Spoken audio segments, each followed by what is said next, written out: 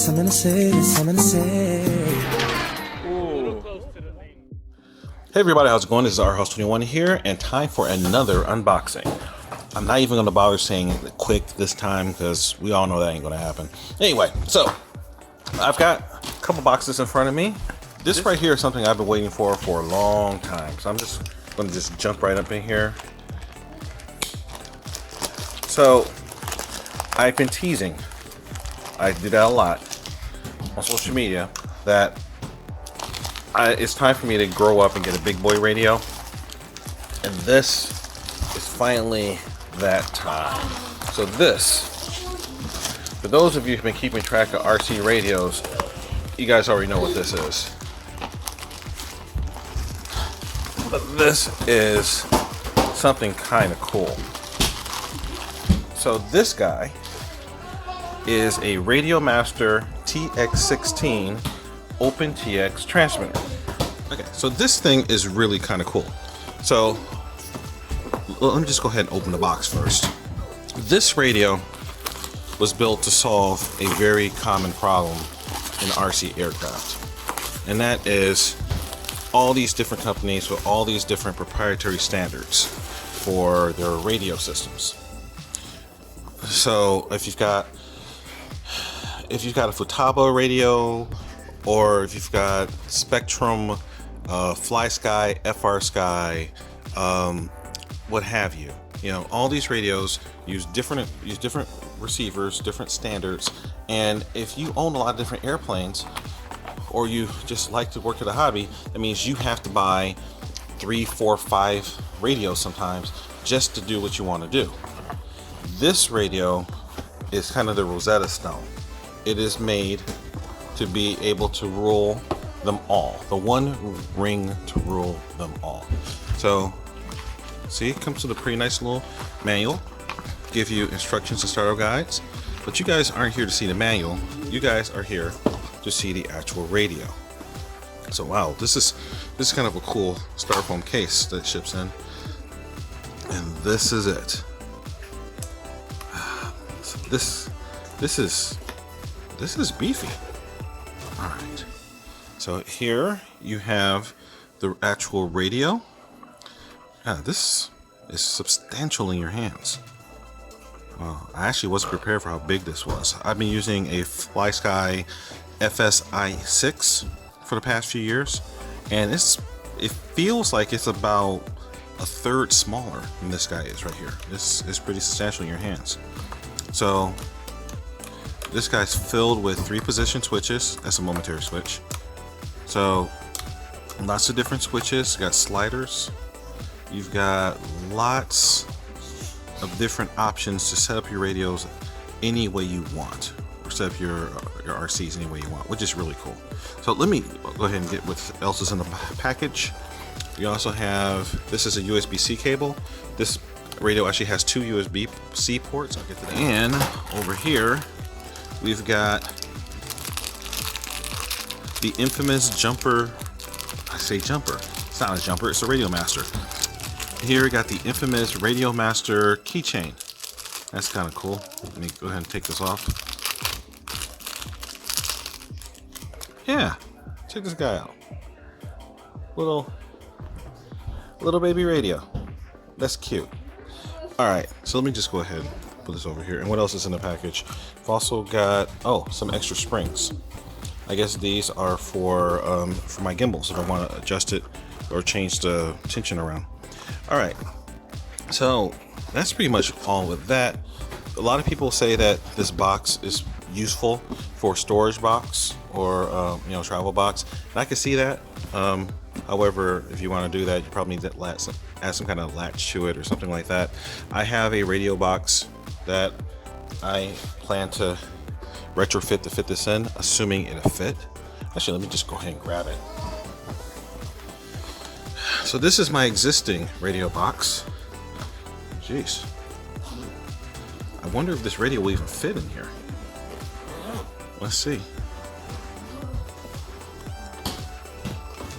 So you see my little Flysky FS-i6, and like I said, if you look at the size of these two things, this is substantially larger. Okay, let's see. But the good news is it looks like I can open this up a little bit and actually fit this guy in here. Might take a little bit finagling. I might have to reposition my little FPV goggles up there. Okay, but the good news is I can still use this. All right, so you guys don't want to see that. You want to actually see features. So let me go ahead and throw my batteries in here. So this guy has a battery compartment that comes down, and for power source you need two 18650 batteries by default. And it comes with the little cradle that you can put them in. I have put I did a little bit of research and discovered that during certain times of the year, Walmart actually sells 18650s. So I was able to pick up these batteries, which are rated at 2000 milliamp hours, which is a good capacity for 18650s. Don't believe the stuff you see online about 5,000, 6,000, 9,000 milliamp hour 18650s. That's impossible. The biggest 18650s known to man are in a neighborhood of about 3,000 milliamp hours. Anything beyond that is false advertising. But this here is an actual 2000 milliamp hour 18650. Like I said, I got this 4-pack. It was either $15 or $20. I think it was $15. So I just need two of them. So I might just charge up the other two and have them for spares. Although I've been told that the batteries on these radios last for a very, very long time. So I might just sell the extra two. Actually, I probably will just sell the extra two, because one of the nice things about this battery pack is that the power plug is basically just a standard 2S balance port. So if you have a 2S LiPo battery, then you can just drop that guy in and it'll run just fine. So now you got to be cautious about that. If you're going to use a LiPo for your actual radio battery, get a LiPo which is intended for radio use. If you leave a LiPo battery charged at 100% for a long time, it will start a process of self-degradation. Basically, it will kill itself. But from what I've been told, the LiPo batteries intended for transmitter use have the chemistry is different, so that you can actually let those sit at partial from what I understand, you can let those sit and it won't kill the battery to the same extent. So this is kind of cool. It actually contains a little foam pad, so that when you push this down, it holds it in place. I'm just gonna go ahead and put it this way. Okay, and let me here, soft silicone wire. That's a nice little feature too. Okay, so put that here. Okay, also, I've heard some horror stories about this. Okay, mine's okay. I'll get back to that in a second. All right, let's fire this bad boy up.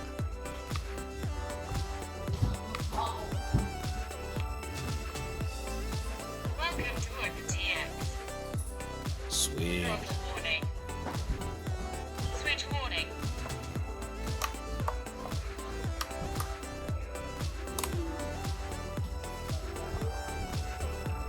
Okay.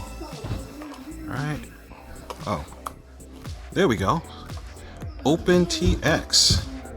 Sweet. So, okay, here's so you guys see the display. So this is really funky. So as I was mentioning, people basically got tired of having to buy 3, 4, 5, 6 different radios in order to use all their models, or only being limited to receivers from one platform. So the open source community got together and they came up with a standard and basically reverse engineered the major radio protocols so that they could design modules that could control all the common radio standards. Now, I say all, it's not really all, it's most. There's a few standards that this does not support, but for my purposes, this is going to do everything I need to do. So right now I have a ton of radios that use Flysky receivers, because I have this Flysky radio here. The problem is that I want to branch out. I want to use some other stuff as well. Like Horizon Hobby is running all these really cool specials on all these bind and fly models that come with Spektrum receivers, which use their proprietary standards, but they have the built-in flight controllers with safe and all the other good stuff that would be really nice to use. And I can't use that if I use my own receiver from a different brand. But with this guy, I can fly my existing Flysky receivers and bind to Spektrum, Futaba, FrSky, a number of different receivers. So this gives me the ability to just completely dive in and not be limited to what I want to fly or what I want to build. So this is awesome. So there's tons of unboxing videos on this radio. I am not an expert on it yet, because this is literally the first time I've ever seen one with my own two eyes. So I'm going to have to spend a little bit of time trying to learn this guy. So look forward to a lot of content as I start to dive in, as I learn it, program it, figure it out, and work with it. But all right, guys. So it's been a year since I filmed that introduction to the video. And a lot of stuff has happened in the OpenTX ecosystem since then, and a lot of stuff has happened in my own personal fleet. So one of the biggest things that's happened is that I've actually jumped in, I started to use this thing, and I've converted all my models over to this radio, or I should say I've ported all my models to this radio. You know what I'm saying? This is my daily driver now, and I love it.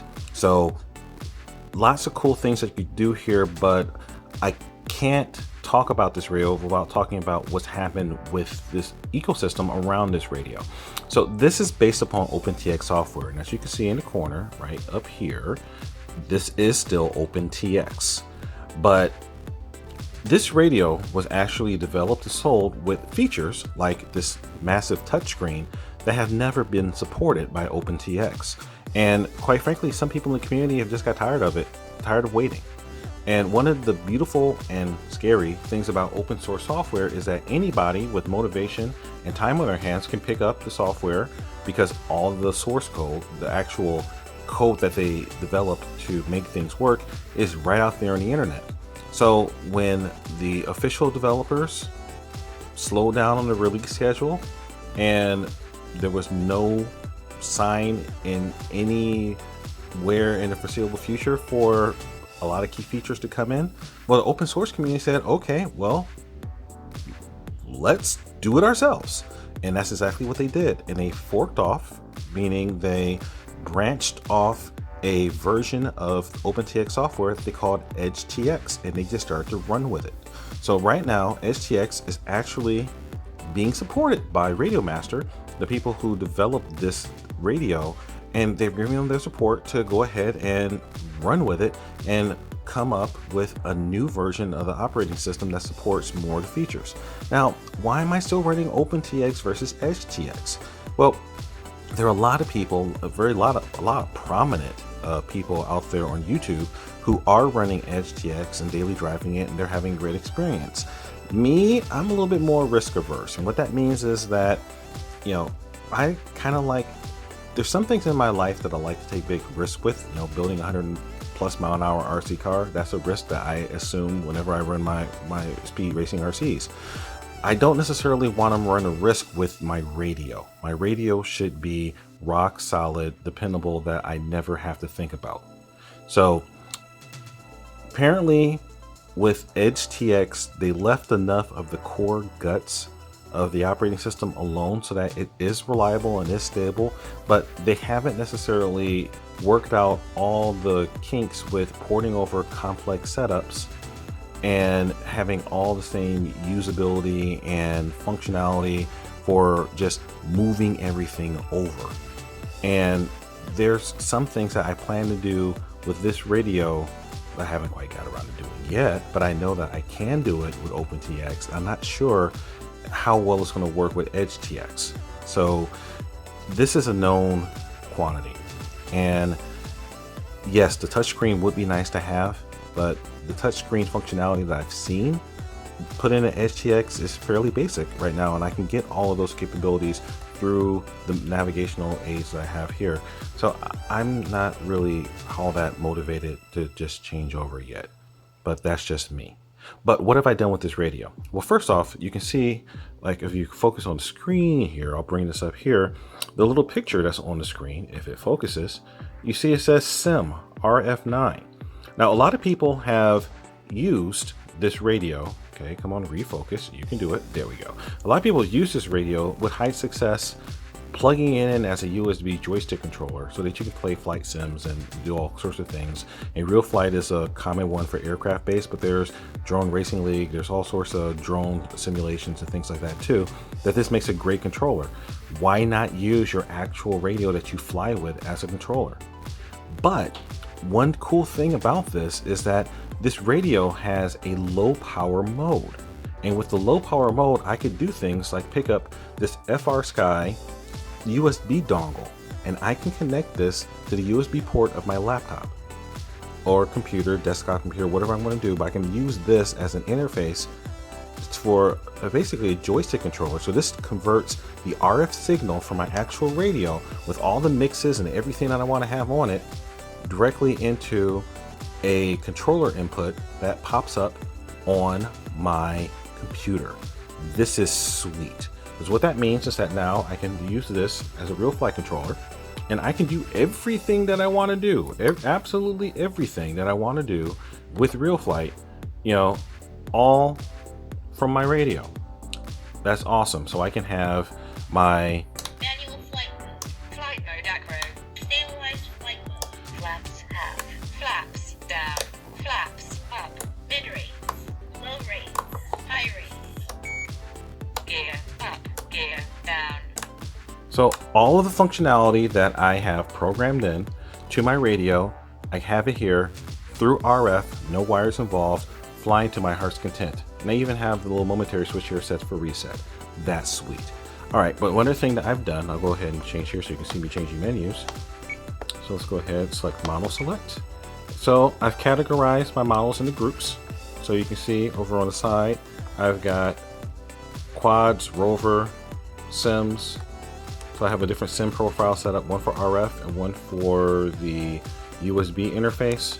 So I've had all of my planes going through, my Convergence, my Ranger, my 3D printed plane, my F-22 Raptor, my Viper jet, my large Big Bird plane here.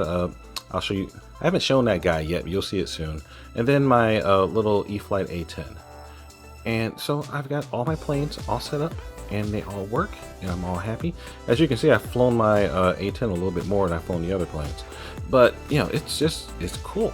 And I've got it all set up, and it is a blast. So let me just go ahead and pull up the A-10 Raptor profile.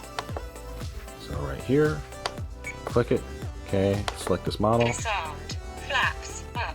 Manual flight mode. High rates. Stabilized flight mode. Gear down. Stabilized flight mode. So I have this plane set up, so I have a timer that's going through that's telling me the amount of time that I've got on it. I've got my battery state. Well, this is the radio battery state, but here I can got several telemetry menus set. So let's jump to different screens. So here, this is the picture of the plane. It's just showing basic information.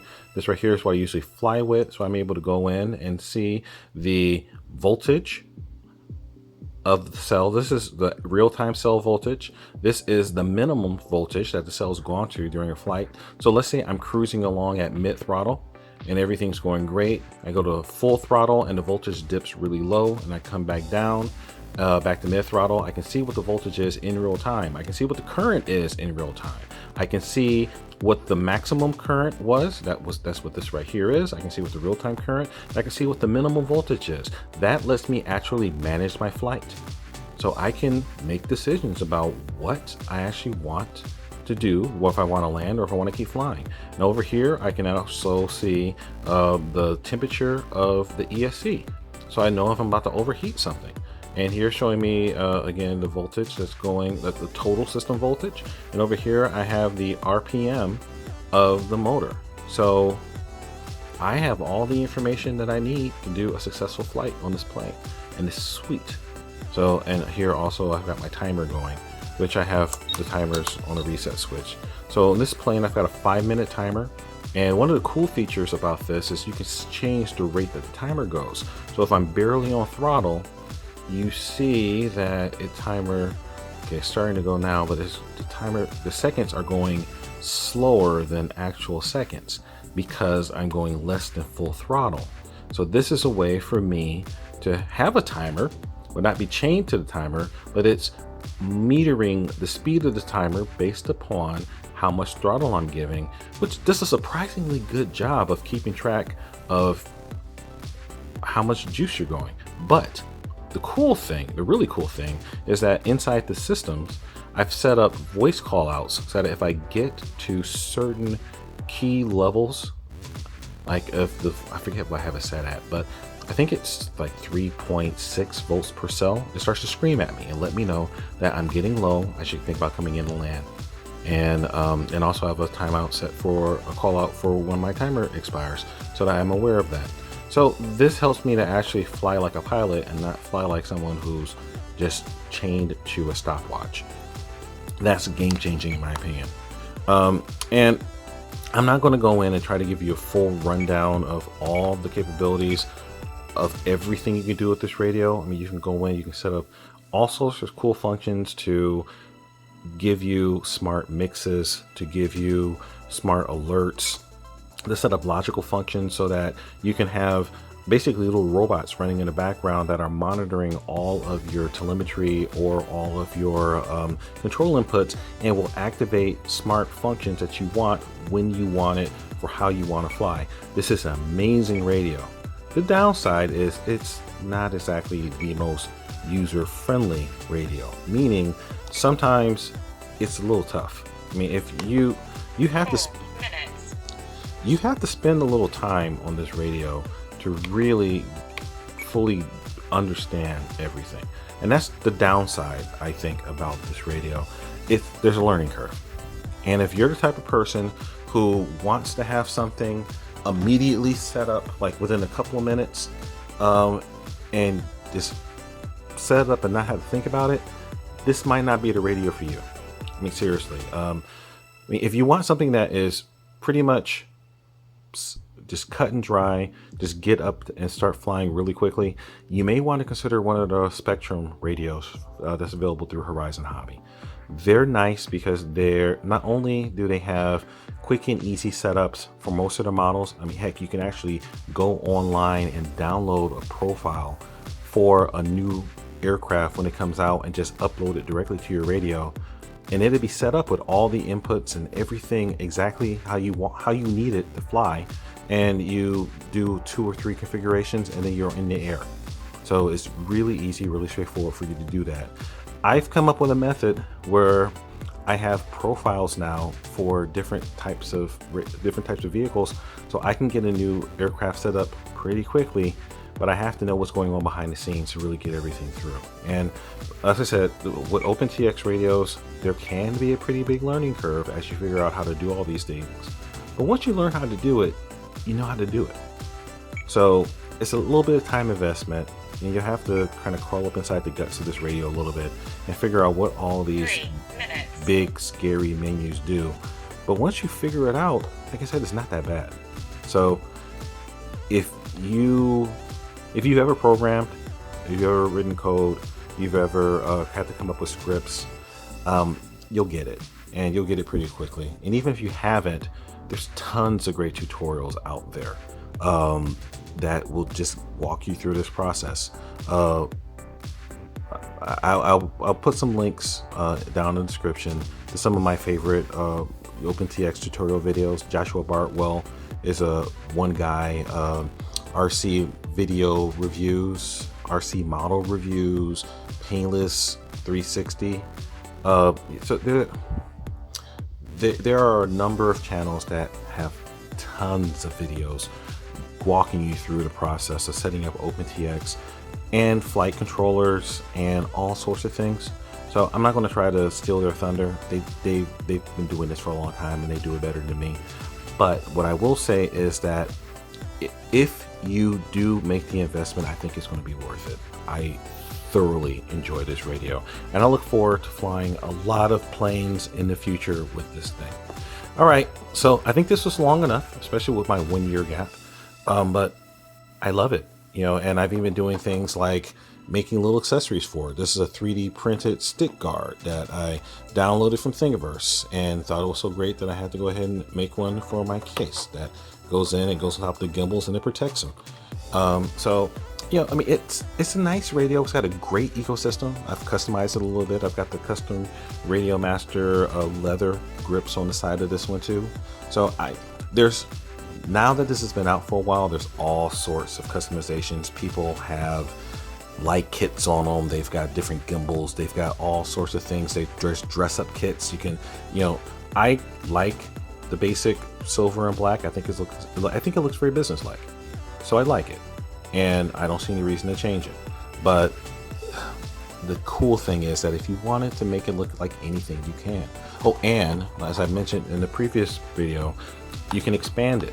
So I'm actually looking very closely at expanding mine to have an Express LRS module in the back, so I can do long range. It's not even really about long range. I can have a control link that is so rock solid that I never have to worry about losing signal. That can literally go 20 kilometers if I needed to. So not that I ever plan on flying 20 kilometers away, but there's so many things that you can do with this radio. So it's a win. I mean, especially for the price I paid for it, this is an amazing deal. This radio literally can do things that, you know, other radios that cost 3, 4, 5 times as much do. So this is a win. All right, guys, that was enough. All right, our House 21 signing out. Remember the mantra: fly, fix, fly, break it, fix, and do it all over again. And don't forget to check me out on Facebook, Instagram, all of the other places. And don't forget that if you do need to get a new radio, to take a serious look at this. There are several versions of this now. There's the Radiomaster TX-16S. There's also an eSheen branded one. It's the same radio at its guts. They just changed a couple things around on the interface, but they just basically customized their own version of it. There's also the jumper. There's the jumper variant that actually is made by a different company, but still running the same software. Everything I said about that radio applies to this one. I like the build quality. I like the layout. I like how this Radiomaster was set up. So I'm thoroughly enjoying it. So stay tuned for more content. You're going to see me messing around with this more, and as I do more flying videos, and you see how I use this in the real world. Okay, guys, our House 21 signing out. Peace.